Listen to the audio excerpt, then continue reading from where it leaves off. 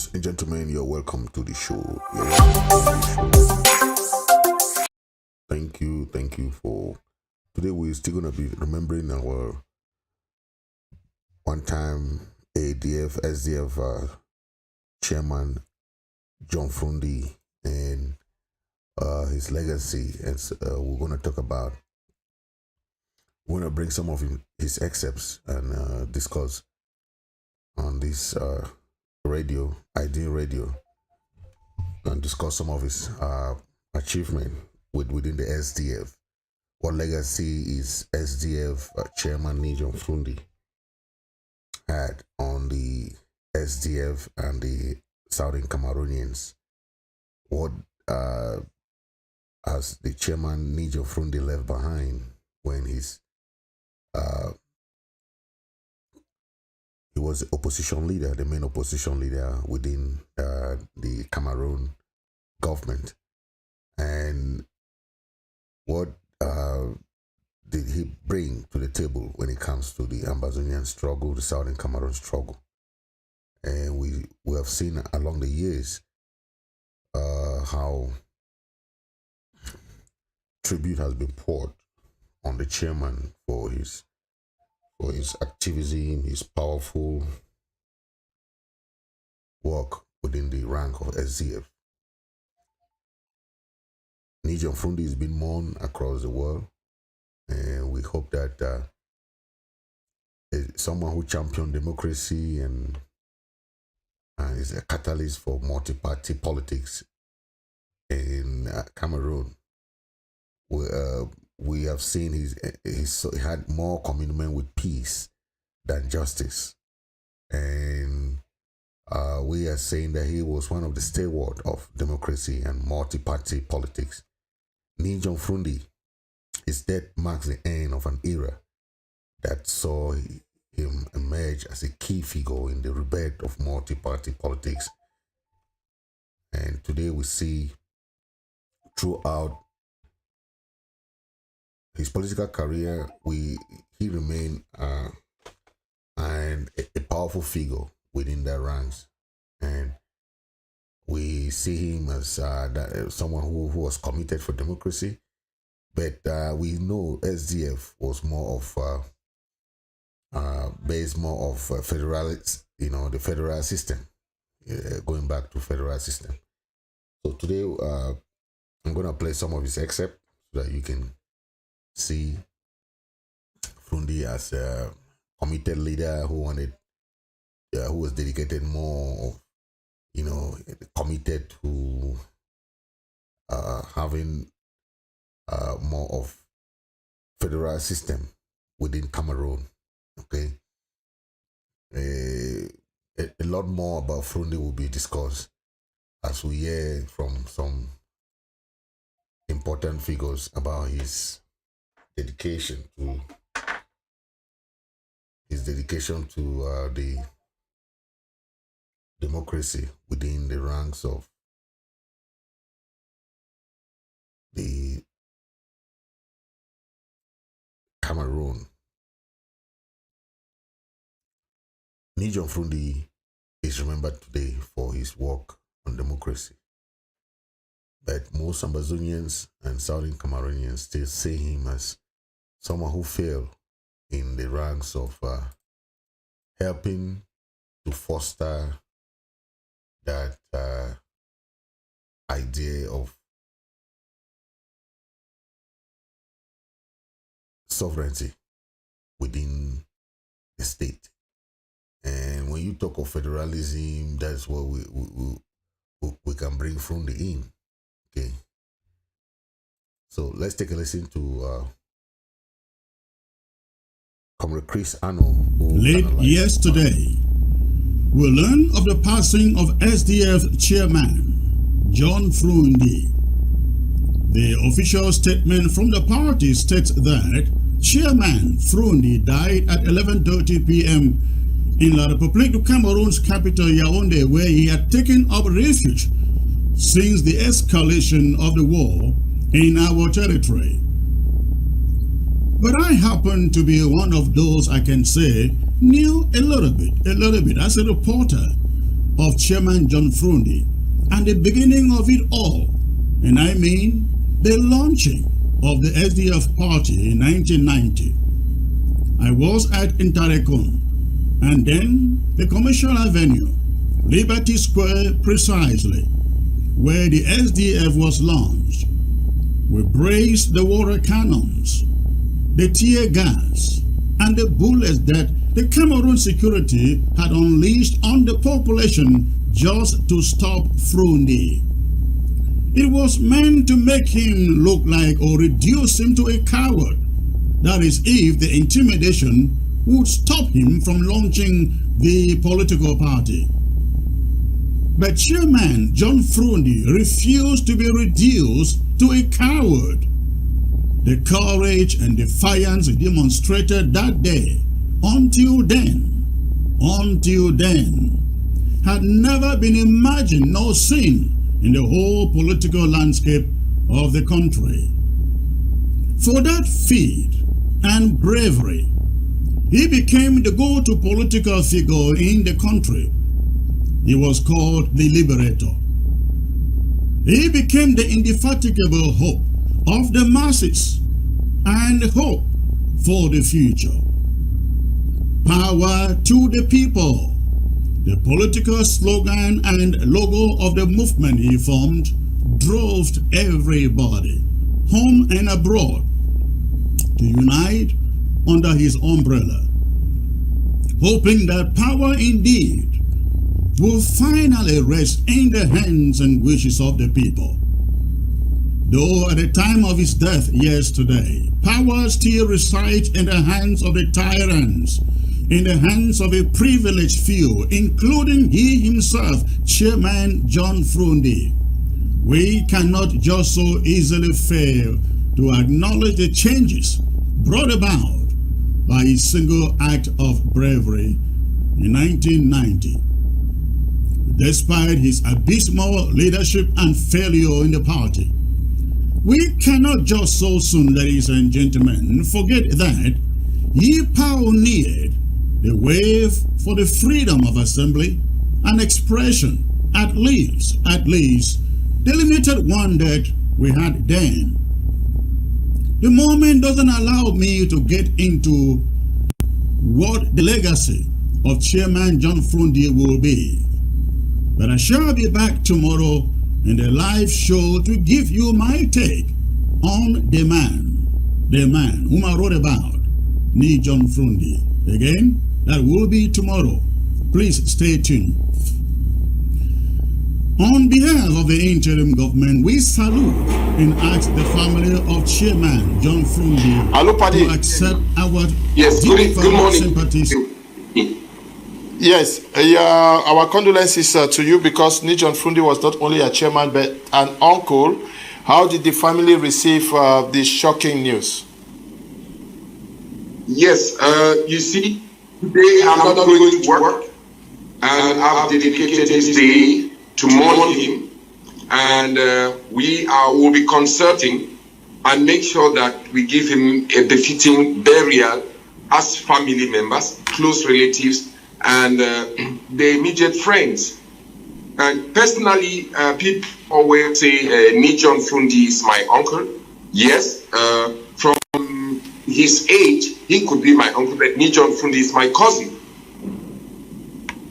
Okay. From the family tree perspective, he is my cousin, and I grew up knowing John Fru Ndi as a young boy when I was still at CPC Bali, and that was when I graduated from 5. You remember when the SDF was launched on the 6th of May, and there was a lot of turbulence in Bamenda, and when we came back for holidays, one of the things that we're doing was that we're roaming the streets. And we were picked up, not really knowing what politics was at the time, but we got, as young people, got excited and went very close.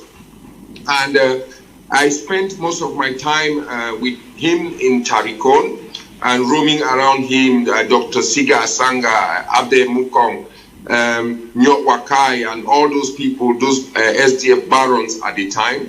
And at the age of about 18, I started getting political consciousness, understanding what it was all about.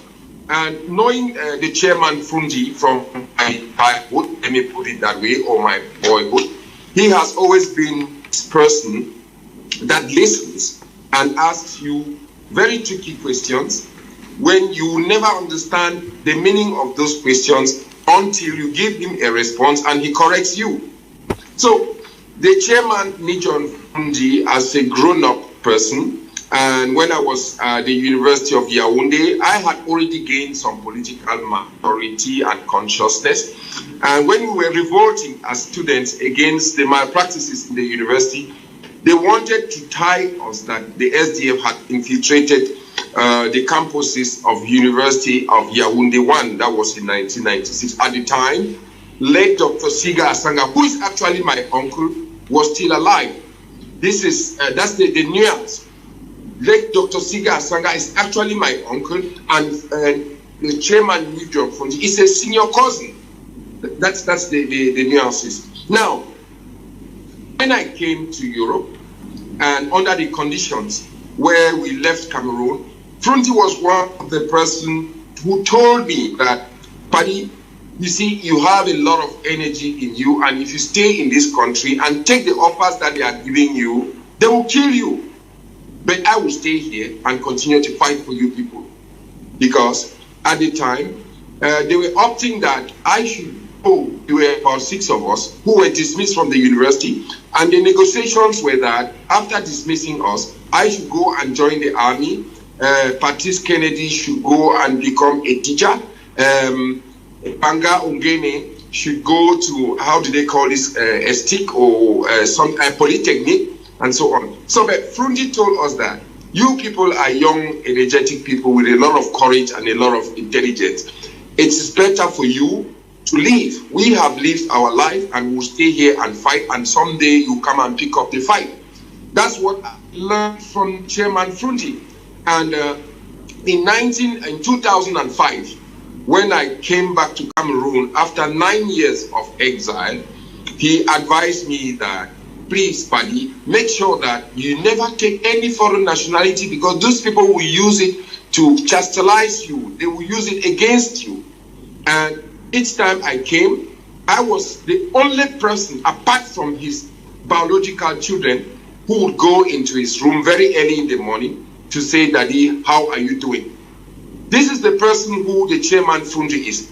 And remember, lately, I don't know, and that's why I have tears in my eyes.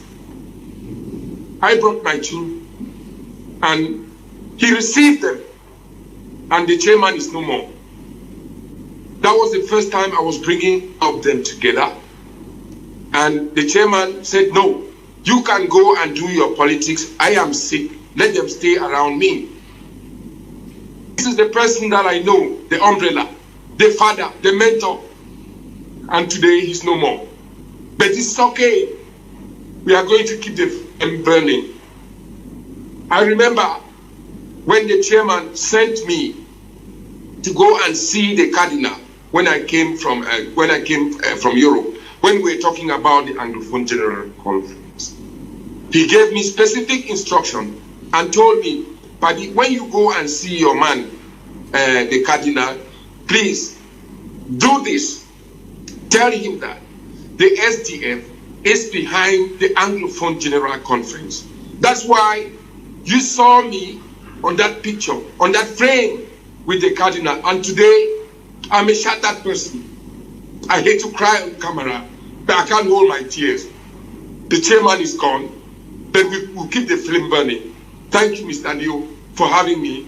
I don't have much to say right now. I have to come back to myself so that we sit down and plan and make sure that we take the chairman where he wants to be buried. Despite all odds, we are not going to waver. We are going to bring him to make sure that he lies where he wants to be. Thank you. Thank you, Paddy, and very touching Touching her delivery there, we know how dear the chairman was to you and the entire family and to Cameroonians, and we just hope that God grants you the grace to overcome this. I know how close you were with the Cardinal when he died. He touched you, and today Fru Ndi is no more.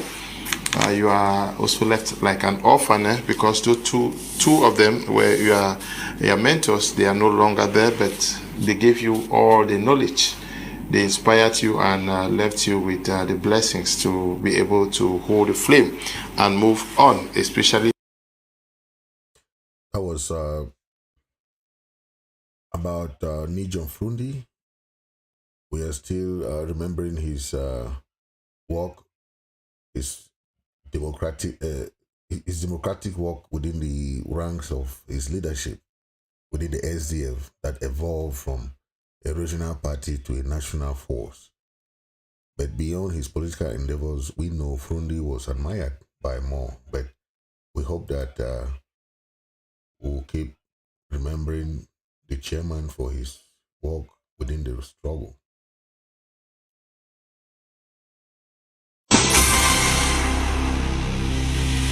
Let me send a clearer warning across that the children who are fighting in the bushes now to restore the Anglophone culture never tested what some of us tested, and they're fighting at this speed. And the government is not able to sit down to say, look, let us look at this problem and resolve it once and for all. It seems as somebody who has a boil on the foot. You take a paste to cover that boil to pretend that the boil is not there. You'll eat deeper, and one day your food will go gangrene and they'll amputate it for you. Can we sit down as a people when we say one and indivisible? Can you use that indivisibility to be honest to yourself, to give people equal opportunities? To ask me whether I feared. Okay. Take note that I launched the party here in 1990 when they had sent over 2,000 well-armed troops to the northwest here under the great killer for Chivedan to stop me from launching the party. The Prime Minister will come, the governors will come and tell you that they'll report to hierarchy. We'll report to hierarchy. We've heard this over and over. Has hierarchy ever solved those problems? And the hierarchy, the mean is Mr. Biya. And when I watched Mr. Biya at the receptions in Yaoundé, he was being indicated to wave the people. And when he waved the people, he turned himself round and round. You look at, I see your eyes twisting as if you'll edit this place. If you edit this place, you'll be in trouble with me. As president, he should know. And all the documentation we have prove that he knows everything about the Anglophone problem. And that he was Secretary General of the Presidency, where later Hijo, may he rest in peace, put him in charge of the Anglophone problems. And they sat down, and there are documents to show that he knows the Anglophone problem more than any other person can tell him. Now, if he cannot resolve or at least make an effort or make a statement towards this, who should make the statement?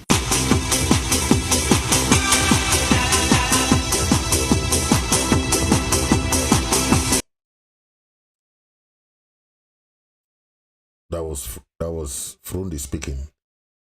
You have seen his work. We have seen everything about him. You know them, you better let me know. Well, maybe you know them, you better let me know, because as I keep telling some of you that you are investigative journalists and you sometimes have more information than we do have. So if you know of other things that were hidden in the background, you let me know. Because today, for instance, you see some of your colleagues, they come out very vocally, very strongly. Fru Ndi is whining and dining with beard, giving him 5 billion, giving 1.5 billion, giving him this and that. And here I am still sitting here, the wretched man that I used to be.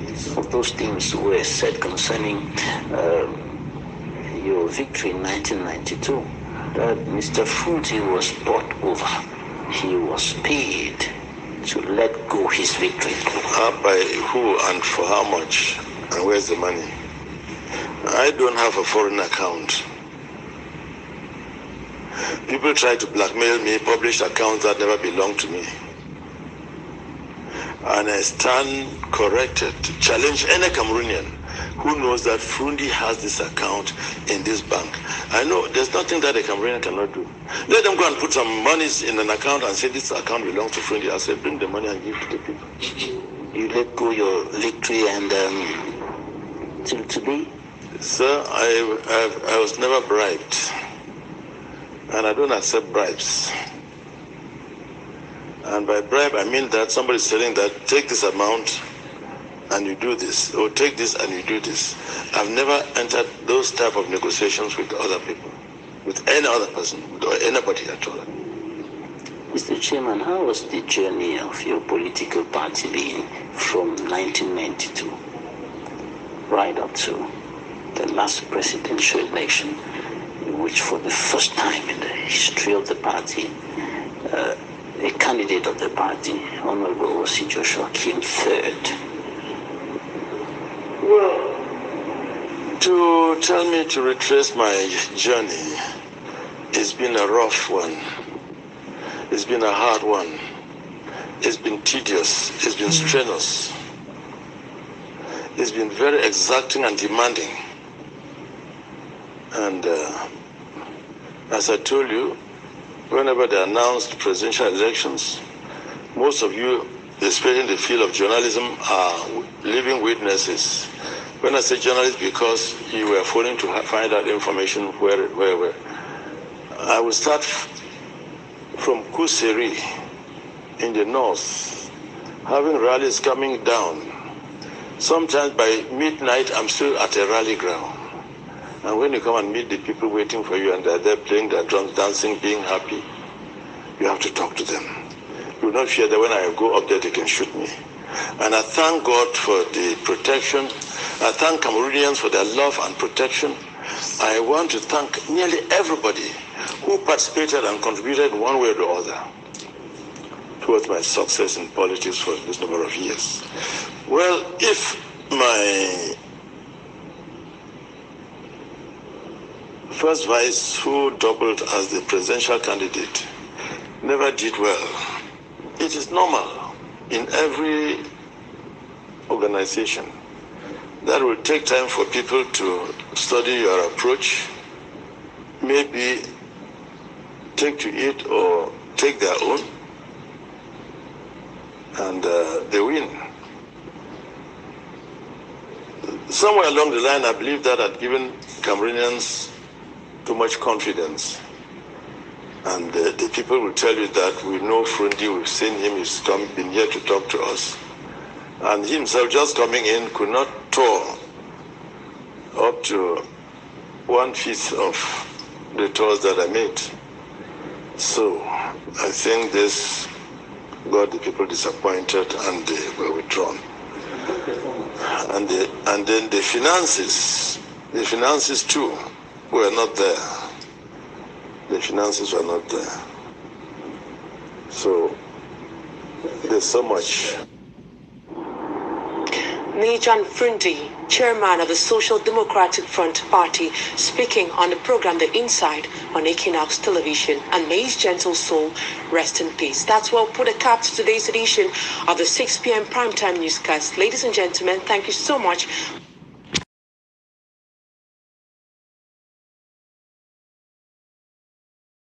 Que vous aurez adressé à l'endroit de la mémoire de Nijan Fru Ndi, qui nous a quittés il y a de cela quelques jours. Oui, merci beaucoup de me donner l'occasion de m'exprimer là-dessus, parce que je l'aurais demandé de toute façon. C'était un moment de grande tristesse. C'est un choc d'abord, et puis c'est un moment de grande tristesse.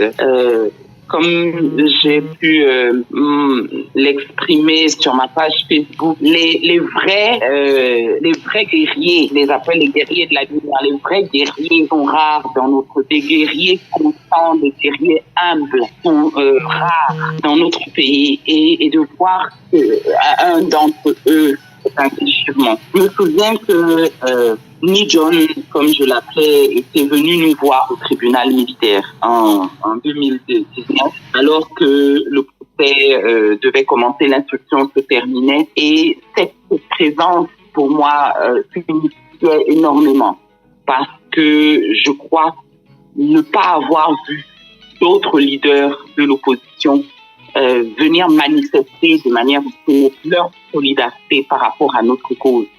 Ils manifestaient ainsi que il s'agissait d'une cause, la cause de la démocratie, la cause de l'ouverture au dialogue au sein entre les partis politiques dans notre pays, la cause de la restauration de la liberté d'expression dans notre pays et de l'expression plurielle.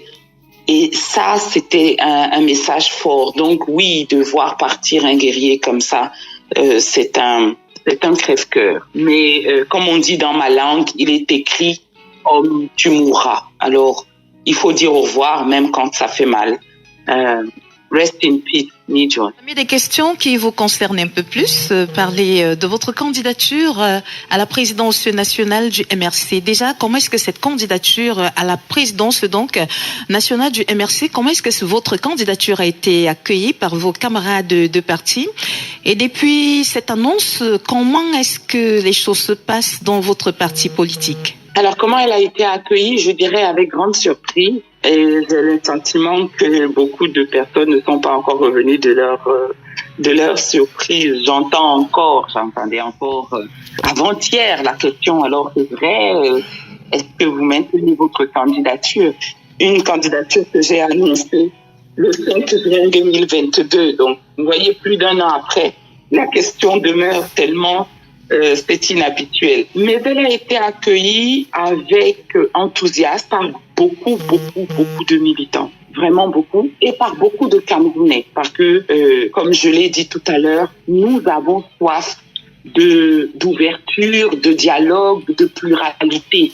Nous avons soif de voir s'exprimer les différentes opinions. Nous avons soif d'options. Et je crois que c'est vrai pour l'ensemble des enfants de ma terre. Nous avons soif d'avoir le choix. Et le fait de voir quelqu'un présenter sérieusement sa candidature pour assurer la conduite des affaires d'une formation politique, eh bien, c'est dire à l'ensemble des Camerounais que l'on peut être en concurrence, que l'on peut être ambitieux, que l'on peut proposer autre chose que le statu quo. Donc la plupart des personnes ont manifesté leur enthousiasme par rapport à ça. Je me souviens qu'un de mes collaborateurs m'avait dit qu'il était avec des amis, pas du tout militants du MRC, le soir de mon annonce, un groupe, et que tout le monde s'est levé et a applaudi. Vous savez, comme si le Cameroun venait de marquer un but à la Coupe du Monde. Ça, pour moi, c'est l'essentiel du message. Et voilà, c'est l'essentiel du message. C'est une adhésion à quelque chose, à un courant. Mais on n'a pas l'impression, sur les réseaux sociaux, à travers les différents commentaires qui sont faits, qu'il y ait des personnes qui soient favorables à cette candidature. Complètement. Et je crois que c'est encore là le reflet de ce qu'il y a de l'expression plurielle. Vous savez, dans un pays, il y a 3 types de personnes. Il y a les conservateurs, il y a les réformateurs et il y a les révolutionnaires. C'est comme ça. On doit l'accepter et c'est même sain de l'accepter. Moi, je ne demande pas une adhésion inconditionnelle à ce que je propose. Ce que je demande, c'est la création des conditions d'un débat et la possibilité d'offrir à la base militante un choix. On va revenir à la raison pour laquelle je crois qu'il est urgent qu'il ait des options. Mais oui, il y a des personnes qui expriment, et parfois d'une manière pas toujours élégante, n'est-ce pas, leur rejet de cette proposition. Il faut respecter le fait qu'elles expriment un rejet, même si on ne respecte pas la manière dont elles expriment. Voilà. Vous avez donc fait l'objet de certaines attaques également après votre sortie récente sur l'exclusion de Maître Tamfou Richard du directoire du parti national du MRC. Votre sortie a suscité beaucoup d'indignation, notamment au sein de quelques-uns de vos camarades de parti. Aujourd'hui, on parle même de vous traduire au conseil de discipline du parti. Comment est-ce que vous appréciez cela? Est-ce que vous êtes mal comprise ou alors vous êtes victime d'une certaine cabale? J'aurais du mal à considérer que je suis mal comprise parce que je fais quand même des efforts énormes à l'intérieur ou à l'extérieur de ma formation politique pour rappeler ce qui a été. Le texte que l'on me reproche d'avoir publié dit ceci. Nous, on ne nous fait pas taire. Nous construisons avec les amoureux de notre chère patrie une terre de personnes debout, sans haine, ouverte et sans crainte.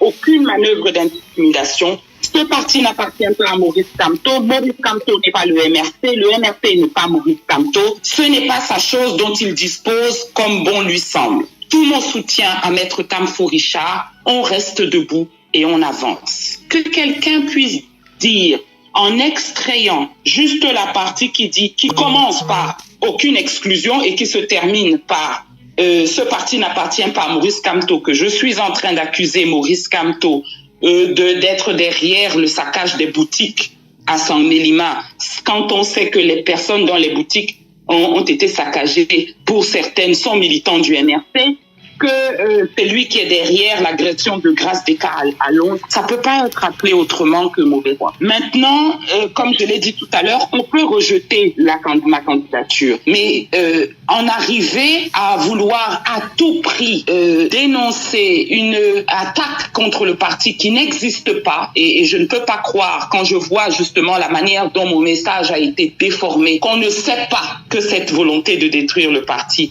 n'existe pas. On voit bien que ce n'est pas du tout ce que je cherche. Ce que je cherche, c'est au contraire de renforcer le parti et de mettre un terme à une vague de démission qui ne fait que grossir. Ce que je cherche, c'est proposer une option qui ramènerait la confiance parmi les militants. Et comme je vous l'ai dit tout à l'heure, la majorité des militants le voient. Qu'une petite minorité de personnes, ce sont des cadres quand même. C'est des cadres du parti. On arrive à des extrémités comme déformer des propos et lancer une cabale. C'est regrettable. C'est exactement la raison pour laquelle je me suis engagée. Parce que c'est le comportement qui fait fuir. C'est cet extrémisme, ce refus de la politique honnête et loyale qui fait fuir les militants, de la base au sommet du parti. Et il faut que ça s'arrête. Voilà, Maître Michel Doki, vous avez dit qu'il faudrait que ça s'arrête. En politique, on a choisi la voie antagoniste malgré tous mes efforts. Je suis traduite effectivement devant le conseil de discipline, comme le secrétaire général du parti l'avait annoncé. La semaine prochaine, je suis invitée à présenter mes observations parce qu'il a déposé une plainte contre moi pour cette affaire, ce poste ridicule et ridiculement interprété. Mais quoi qu'il en soit, je continue d'espérer que on va revenir à la raison. Vous avez une idée des sanctions? Vous avez une idée des sanctions auxquelles vous pouvez être exposé à l'issue de ce conseil des disciplines? Alors, la dernière fois que j'ai vu ça, c'était avec mon collègue Alex Nyepi, et il n'a même pas eu le droit à une audition. Il a envoyé ses observations par écrit et on lui a répondu 2 jours après qu'il était radié du parti. Et puis, Maître Fabien Kenny, mon confrère, annonçait déjà avant même que je n'ai reçu la notification de la plainte qu'on allait porter plainte contre moi et que je serais exclu du parti. Et s'il arrivait que vous soyez exclu du parti, ça fait tomber alors votre candidature. Ah, ça c'est clair que c'est difficile d'être candidate à la présidence du parti si on est hors du parti. Si on n'en est pas, c'est clair. Mais comme je dis, cette tribune que vous m'offrez, c'est aussi un appel. Je pense que la vision qui a présidé à la création de ce parti est ce qui rassemble la majorité des militants. Il faut leur montrer que cette vision de créer une nation prospère, ouverte, inclusive, libre et harmonieuse est toujours la vision que les dirigeants du parti veulent porter. Et cela passe par l'apaisement. Je pense qu'il faut vraiment qu'à la direction du parti, on revienne revienne à l'apaisement. Je continue de militer pour ça. Nous ne sommes pas encore à la semaine prochaine. Je traverserai le pont le moment venu et nécessaire, comme on dit en anglais. Voilà, maître, une dernière question avant de passer la parole à Didier, qui souhaiterait vous en poser une également. Quelle appréciation faites-vous de l'implication des femmes dans la politique? Elles ne s'y intéressent pas beaucoup, à votre avis, et qu'est-ce qu'il faudrait pour les amener à véritablement devenir une... Do we actually know those of us Ambazonians who are bent to achieving the independence of the southern Cameroon's Ambazonia? Have we actually asked ourselves who is a true patriot? Who has stood consistently even before the revolution could start in 2016? Those who were there before even the 90s or around the 90s. Do we really, and who are still very consistent, despite the persecution and the trouble that they've gone through, they withstand the test of time till today that I'm speaking. What I'm saying is, and who has followed the will of the people, is the comrade in arms. In his program, I think he said he was at the Liberty Square when SDF was launched and those 6 ambassadors were killed. He was in that position.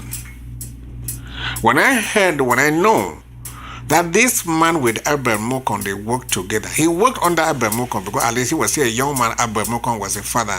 But he bought into the aspiration of the callings of Albert Mokon to free Ambazonians. He started then. Ladies and gentlemen, if I understand that this man wrote a book, still with Albert Mokon, critical of the government, and they came after he ran away from Cameroon then, ran to Nigeria State for 5 years as an asylee, before running to the United States.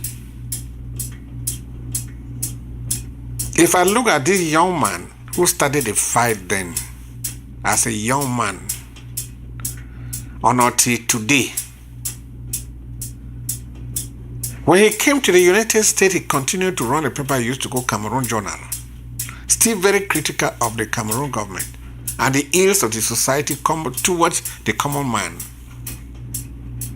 He ran that paper until the Ambazonian Revolution started in 2016, which I think he transformed it to Ambazonian Calling. Ambazonian, we used to call it, he changed it from Cameroon, what did I say it was what? Cameroon Journal to Ambazonian Journal. Well, then that some of us heard a voice that I could not miss everywhere when he came out to say something. This man started marrying this guy from then. What made him to appear in Nigeria during our conclave? He was present. Did somebody pay his flight? No, he paid his flight to Nigeria. When they went to Nigeria, the Bohebe, the Akwakanjan, the Yabas, refused to acknowledge what was called our interim government from when we created the governing council to interim government, and they want to create what they say act. He refused to join those people. The Mbakuro, the Magbareta, all of them, they left. But he decided to follow the will of the people and join the interim government then, until he still there till today. And we look at our interim government that is here today, consistent with our constitution. Only very few are still standing, and one of them is the man they call Comrade Chris. Do the Sarkozy and the Ochiba want to say that he has sold the revolution, still then wanted to hand Otolabri to Cameroon? Well, he started this fight long before the revolution started. And he has been consistent till today that I'm speaking. So if somebody was coming to tell you that this person has sold the revolution, and you look at the history of this young man, will you easily say yes or no if you look at what he is doing? Ladies and gentlemen, when he was serving as communication secretary under Sako, before then, ladies and gentlemen, before we left SCBC, it was the work of the young man. Made us, and he created ABC, amongst other with other, not him alone. Because I remember when he was crying that we can create our own TV. He has secured, or the government or something has secured, friends have given them equipment. We just needed to contribute money to start our own TV that going every time I'm begging from SCBC. That we knew then that was a private entity, not the government set up television as we thought. He created ABC in his house, running it from his house. ABC came up.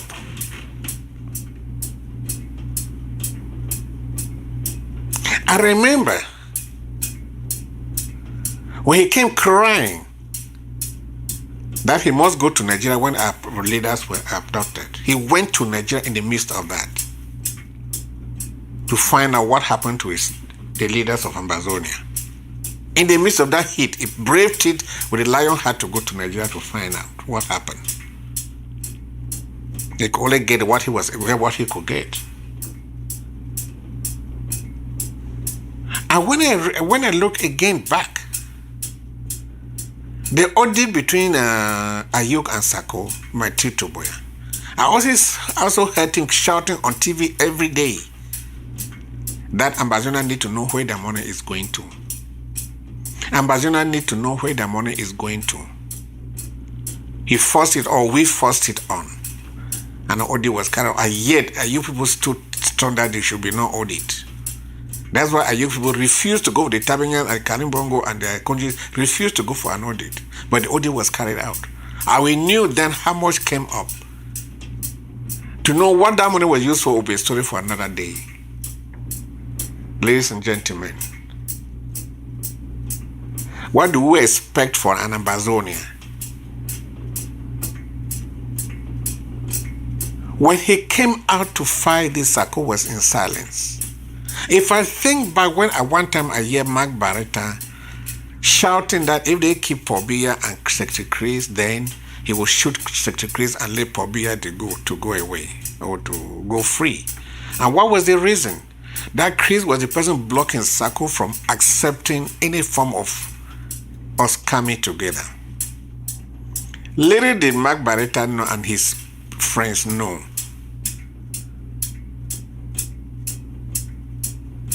that Sako was the problem. And if he was shooting, Comrade Chris would have been dead and gone. But of course, innocently. We now can see the colors of Sako.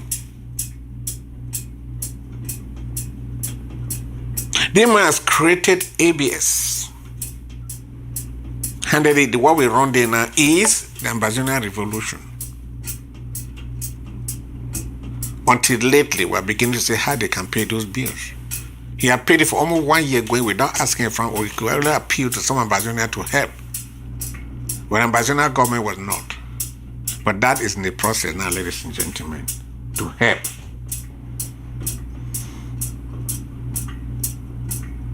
When I look that this guy has gone beyond Ambazonia, gone out of the United States, gone out into the world to look for help for this revolution.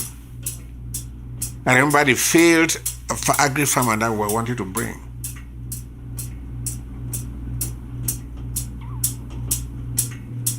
When I remember that he braved the very first day he was taking power, the very first 2-3 months, he braved it to Nigeria. That's how leaders work. Leaders work at war. I'm not sitting on an armchair in your house and saying, fighting. Brave it and show the bravery to your people. He was able to brave it to Nigeria. He was changed on a way within 4 hours. They ran out from Nigeria, but at least he met his people. It's a process he's gone through. When he left Cameroon, he was a refugee in Nigeria for almost 5 years. He's gone through all the stages of this. What do we want from this man? Is that how we hate somebody who has given all? And who shall we recognize? Oh, we shall recognize Sako. All of the bullets that were meant for Sako, they must carry all, defended all of those bullets. But now that he had left Sako, he's gone out there as a crusader for us coming together. As I listened to his message yesterday, writing a memo to others for us to come together. He has gone out to galvanize others and he has been fighting tooth and nail. But can somebody tell me how many times Sako has reached out for people to come for them to work together? And what he said is, every other person has sold the revolution except him alone. And he had resisted any means of us coming together. We're invited to a conference by the Friends of Barcelona to talk about suggestions. When the idea of referendum came up, he refused to go. We went out there to protect God Pobia, he refused to go. We talked any other thing else, he refused to listen. Kamal Baritana realized that the object was behind the mask. And that is Sako, who is resisting any attempt of us coming together. The latest I heard of another woman in Nigeria called Malay something, shouting, resisting that our refugees were about to come together to form a sort of an NGO or union so that they can speak as one person. This Sako descendant cried all about, say, Anu. Oh, Anu came to Nigeria and planted the seed of discord. Anu came to Nigeria and was asking people to send anybody that wanted to go Cameroon, to go back to Cameroon, to send his hand up. I don't know whether since then he has provided transfer for those people to go back home to do what, I don't know. But the woman should tell us whether he then finally gave the transport or conducted their name to send them back to Ground Zero. That was all he did, what she did. So when you see people coming up with framing of information, framing stories about others. I know this Sako and his people have bent that, and if I know doesn't go down, there will be a mistake for them. So they are bent to, because there's nothing they will say without Anu's name being mentioned. Whether a child went to the stream to carry water and the pot got broken, it was Anu that did it. And Maranta was in power, not even unknown. It was Comrade Chris's name every day. Even Sako, the Yaoundé, and all the rest, it was Anu. Now his name is all about is Anu. This man, this one as a superhuman being, I don't know. But ladies and gentlemen, what I'm trying to point out here is, do we really see how some people can give their all? If actually they were not born what they are, they would have given up. This man's compound has been built, get no house for Cameroon again. Let's say Ambazonia. The brother died fighting, is dead and gone. The compound was dead, the father died, everything is lost. Has he given up? He's still leading the revolution. But my call for Ambazonia people today, the recognition of the effort of our brothers and sisters. So if somebody want to compare this Anu, look at his track record from Ground Zero, when the revolution hadn't even started, from AAC 1 to the launching of the SDF, for the working with Abel Monkom, suffered as a refugee, left for the United States, continue with the Cameroon Journal, Ambazonia Journal, and now finally the leadership. This is somebody who you look back and say he's a solid person that can lead the revolution. But us as are bent to make sure the man must be brought down. When I listened to his speech yesterday, how much effort he's putting in. And one thing I must make Ambassador to know is this is the idea of coming together, make this man to part ways with Sako. When he wrote that famous memo asking Sako that they should bring others in, the revolution has been over-narrowed. They need to broaden the base, brought people in. And as straightforward as he speaks, In that right, we say, and if that does not happen, it does not see the future of the revolution, then the government should resign and let Ambazonian people come together and put a force that will rekindle the spirit of the 2018-1920. The tenor called him coup plotter. He want to overthrow Sarko's government. How dare you challenge your master? But what we said in the revolution is that no matter who sees something, say something. And some people seem to be saying that, oh, he was part of Sarko. But somebody part of Sarko and left Sarko because the going wasn't going. And we are in a deep shit today, wanting to bring people together because that he has foreseen that division and the difficulties of us trying to do something. He predicted it. And of course left Sarko's government. In anger when he said he cannot join that government until something is done.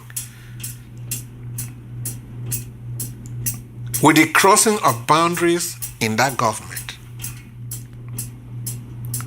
He wrote that memo to cabinet, gave us his own suggestions.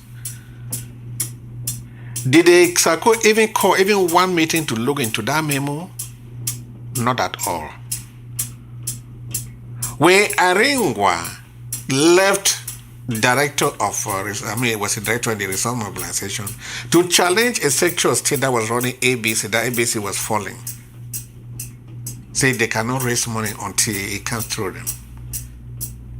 What did Sarko do? He ignored it and followed Aringwa. Did they do that? No. Handle it. Did they call even one cabinet meeting to discuss that? That never happened. And he said, if this is not handled, I cannot join that government because it's out of place. And that was what parted them ways with Sarko. They rebelled and left because of inefficiency and the manipulation in the government. He cried that we needed, we should one night with the Restoration Council, we need an audit during the stewardship of Sarko.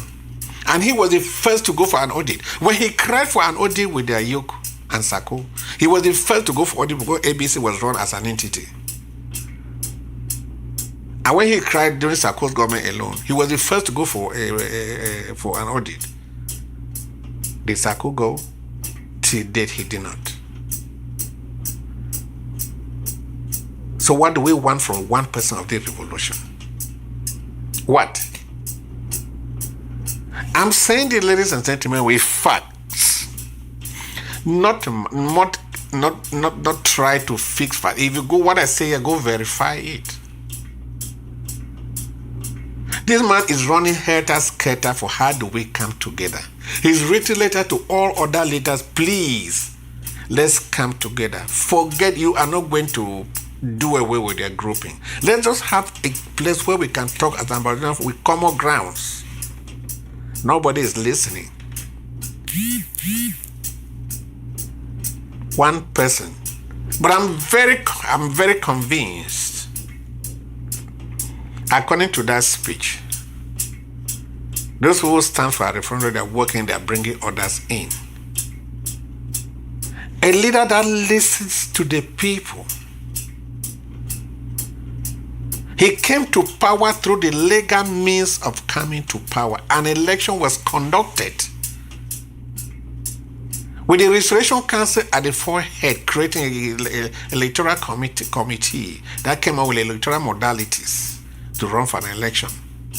Anybody that refuses to accept or to respect the fundamental laws of the land, our constitution was promulgated into law by former President Sarko, only to turn around and disregard that constitution. Even the executive orders that he signed, he turned around and disrespected all those executive orders. So what Ambazonia are we looking for? I brought this little bit of synopsis for you for no say. If we cannot recognize a man that has done this much for the revolution, but then we must know that nobody is a saint. You can misspeak, you can be hard, you can be sometime, but look at the picture, the general picture, the contribution of an individual before, during, and during this revolution. That those who were the pillars of the right from our conclaves. army not are still as strong as this man they call Comrade Chris. Oh, the Sarko says, oh, he has really sold the revolution. He's not taking Otogumagi to Larbi to Cameroon. What a mess. Ladies and gentlemen, let's respect our institutions. Let's respect, we build strong institutions and not strong individuals. Let's follow the law. Some of us, lady man here, have always sided with the person that stands for our constitution. And what does our constitution say? That's what I go by. Maranta came in because of our constitution. Let's say Sako came in, Maranta came in, Tita came in, and we had broadened, our democracy was advancing.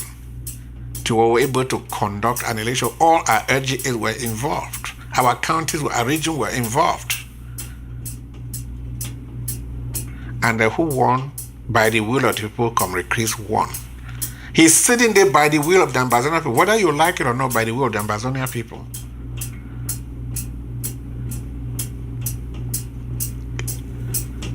He doesn't go down to be proud that I did this, I did this. Action that taken, does he come one day to say, oh, this is done by me or by me, by me? No. It's Ambazonia's action.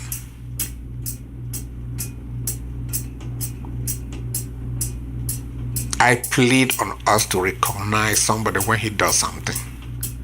Put those things holistically. The general picture. Say, what has this man been able to do here? Since when did he start? And he's still strong and running till today. He has grown through the process of fighting for the common justice until today. He's fighting for the downtrodden Ambazonian, being discriminated upon by Larbi to Cameroon, and next by Larbi to Cameroon. And again, am I saying that Comrade Chris is a saint? No. It's human like myself. But what I look for is somebody following the fundamental laws of the land. Uncle B, we all have our mistakes. Uncle B, thank you. Nobody is perfect. He has his own mistakes. Uncle B, but what is the effort put in for the general good of the people is what I look for. Very wonderful excerpt. May God bless us. Thank you, Uncle B. Vous écoutez Radio Equinox, la chaîne du peuple. La chaîne du peuple. Bonjour. Il serait à nouveau suicidaire pour l'opposition d'aller à la prochaine élection présidentielle sans une refonte préalable du code électoral. Dans notre analyse imaginée du match canon, le R. Vous écoutez. Thank you, listeners. We have listened about all the activities, all the wonderful legacy of Fru Ndi. We have also listened from Uncle B about the wonderful work that the president of the IG has been doing, President Chris Ano. We thank you for listening. We're going to be bringing more about Fru Ndi's legacy and much more about the struggle. Thank you for listening and stay blessed. Please don't forget to hit the subscribe button for more and more and more to come. Thank you very much, and God bless you all.